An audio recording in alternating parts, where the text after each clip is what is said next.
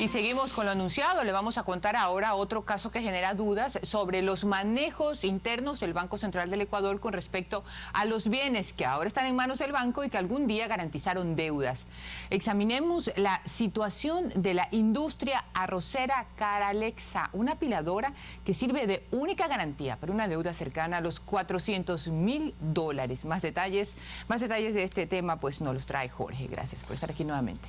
María Josefa, siempre un gusto. Sí, se trata de una enorme piladora cuya planta está ubicada en la entrada de Milagro, en la provincia del Guayas, y que garantiza, como usted bien lo indicaba, un préstamo que con intereses a esta fecha suma alrededor de $380.000, un poquito más tal vez, pero que con el tiempo ha sido desmantelada, al igual que en el proceso de Molinera Figalo, y que mostramos en este espacio, y sin que aparentemente ningún funcionario del Banco Central del Ecuador se entere. Esa es nuestra segunda entrega de los manejos de propiedades del Banco Central aquí en Guayaquil. El haber sido un hombre honesto, trabajador, querer dejar a mis hijos del buen nombre, quedó en esto.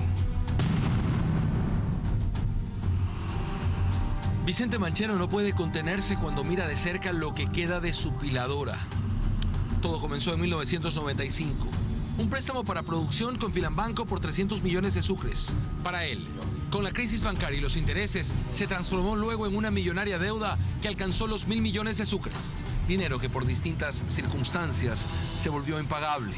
Entonces constituye el fideicomiso Caralexa, que según la propuesta de Filambanco Internacional, entidad que se convertiría en accionista del 51% de este complejo industrial, le inyectaron capital de 2.800 millones de sucres.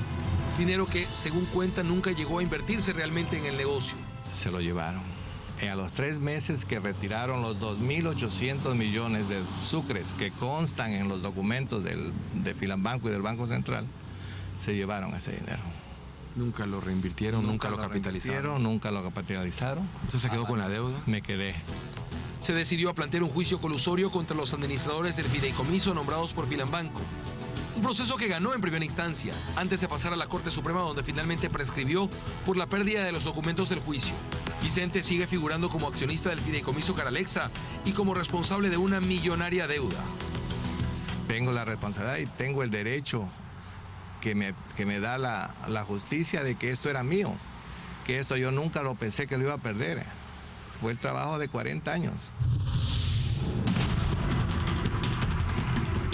Ahora, ¿cuál es el estado actual del otrora complejo industrial? Fuimos hasta allí. Encontramos solo los restos de lo que un día fue un complejo industrial arrocero. No quedaba nada de la planta, tampoco de los enormes galpones donde se pilaba y procesaba la gramínea, menos del taller de herramientas industriales que quedaba al fondo. Un guardián contratado por el Banco Central cuidaba lo que queda del complejo. ¿Es el destino? ¿Cuál es el futuro? Le han dicho, ¿se va a vender? ¿No se va a vender?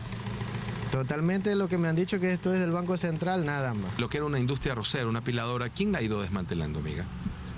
La verdad no podría decirle, porque nosotros 2 años que estamos aquí. Y en 2 años no se ha llevado nadie nada. Cuando usted... Entre el 2008 y el 2010 se desaparece todo. Sí, se llevan todo, pero es imposible pensar de que eso lo pudieron haber hecho en un día, en una semana. No. Esto es un proceso. Eso es un proceso. Por desmontar esa maquinaria, esos silos de esa planta, esos galpones, no tiene que ser de 3 meses, de 4 meses de trabajo. Esos son los restos de lo que fue una secadora donde iba el grano antes de pilar. En su mejor momento, año 1997, esta industria procesaba alrededor de 1.000 quintales de arroz al día. Hoy, absolutamente nada. Lo cual se puede constatar en esta secuencia fotográfica. La planta funcionando, las máquinas todas en su sitio, los hilos, las bodegas y los galpones. Eran otros tiempos, porque hoy nada de eso existe. Vicente ha sido testigo de cómo su planta se ha ido desmantelando. Primero buscó ayuda en los funcionarios del fideicomiso AGDSFN No Más Impunidad. Luego, más arriba, en el 2011 le envió una carta al presidente de la República, que si bien originalmente obtuvo respuesta, a Secretaría. Y ellos dan un trámite a través de don Pedro Delgado. ¿Diciendo qué? Diciendo que van a hacer el seguimiento y que me van a dar una respuesta. Eso ya ha pasado de febrero a esta fecha. Nada.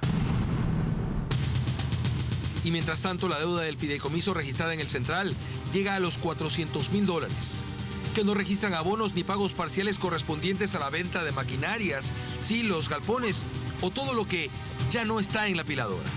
Mucho más del dinero que hoy por hoy, en estas condiciones y a simple vista, se puede obtener de la venta de la otrora planta industrial arrocera, actualmente administrada por el Estado. ¿Cuánto se llevaron en la maquinaria que había y que ya no está? Se llevaron $2 millones en maquinaria. En este momento, si quisiéramos comprar esa maquinaria, son $2 millones que se llevaron. Entre los silos, entre los silos, los galpones, las secadoras y la maquinaria depiladora. Buscamos una respuesta de la Dirección de Recuperación del Banco Central del Ecuador. Saber qué bienes respaldan esta obligación, así como el estado actual de esos bienes. Su último avalúo y sobre todo conocer de qué manera el Estado piensa recuperar casi el $500,000 que está registrado como deuda. Pero, nuevamente, ninguno de los voceros de esta entidad nos atendió para responder estas preguntas. Es que no solo se están llevando lo mío, se están llevando de muchas personas que están en mi posición y le están perjudicando al Estado, porque nadie conoce nada, nadie sabe nada. ¿En el fideicomiso? En el fideicomiso, en el central, y nadie conoce nada. Es para replay. Jorge Rodríguez, 24 horas. Bien, este proceso, el manejo de este complejo industrial, entendemos, está dentro del informe que la veeduría del Consejo de Participación Ciudadana le va a presentar al Pleno a mediados de diciembre. Y allí esperemos hay una explicación sobre qué pasó con este y otros bienes que, reiteramos, María Josefa, garantizaban una deuda, cómo terminaron así y, sobre todo, cómo los funcionarios del Central planean recuperar esos casi $400,000 únicamente con el terreno, que es lo que quedó. Y como nosotros no estamos convencidos de ninguna otra cosa que no sea del derecho a lo que tenemos, al derecho al acceso a la información, todavía no hay respuesta con respecto a los funcionarios del Banco Central, especialmente de esta situación, Jorge. La hemos pedido, ¿cierto?, por escrito, y quisiera, antes de que usted termine de opinar, contarle a nuestros amigos televidentes que con fecha 30 de octubre,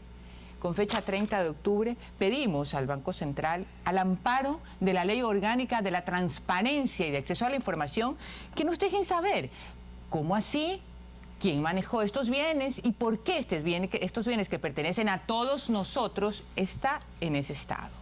No hay respuesta, pasó el tiempo. Y tampoco hay una respuesta, María Josefa, en otro caso que presentamos aquí, y es con respecto a Molinera Figalo. Los funcionarios del Central del Ecuador no han dicho nada respecto a la situación del ex complejo industrial en la Vía La Costa, que era la única garantía de una deuda que hoy llega a $21,5 millones. De hecho, ayer conocimos que existe una denuncia en la Fiscalía por la sustracción de estos 18 silos que por arte de magia se desaparecieron.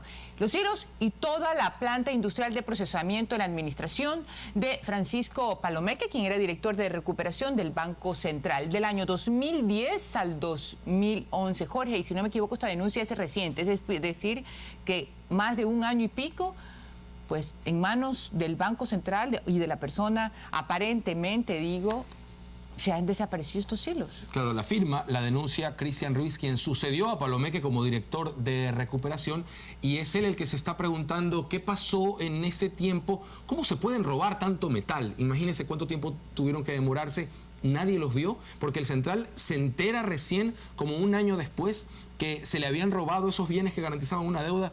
Es como extraño. Y extraño sigue siendo para nosotros el hecho de que no contesten, de que los funcionarios y las autoridades públicas, por mucho que les guste o no les gusten, tienen un derecho que hacer cumplir y abrir las puertas a la ciudadanía, y es el derecho a la información.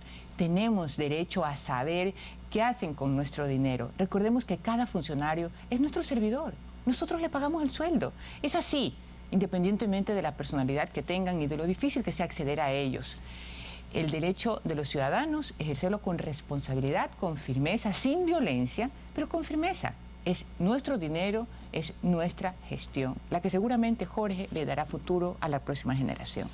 Nosotros vamos a seguir escarbando en estos manejos de bienes del Central. Hay muchos otros que también merecen explicaciones, no a nosotros, no a Teleamazonas, a la sociedad entera.